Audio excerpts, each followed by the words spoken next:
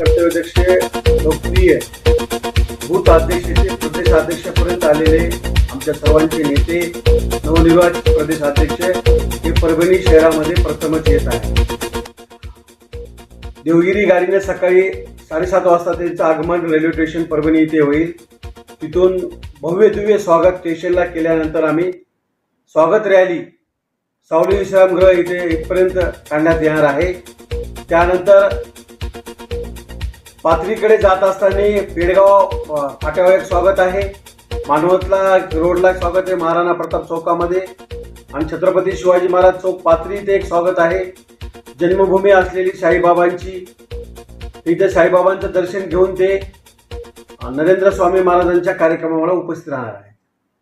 आणि भारतीय जनता पार्टीच्या परभणी जिल्ह्याच्या वतीने त्यांच्या स्वागताची जोरदार तयारी केलेली आहे. हा धावता दौरा आहे.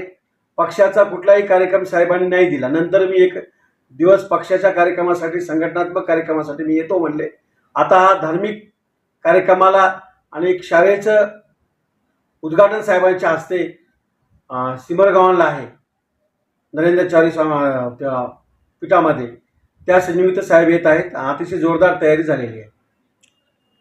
जिल्ह्यातील भारतीय जनता पार्टीच्या आजी माजी पदाधिकारी लोकप्रतिनिधी यांना मी विनंती करतो की जास्तीत जास्त संख्येने उद्या सकाळी 7 वाजता रेल्वे स्टेशन परभणी येथे उपस्थित राहून नवनिर्वाचित प्रदेशाध्यक्ष रवींद्र चव्हाण साहेबांचं भव्य दिव्य स्वागत भारतीय जनता पार्टी परभणी जिल्ह्याच्या वतीने आपल्याला करायचंय.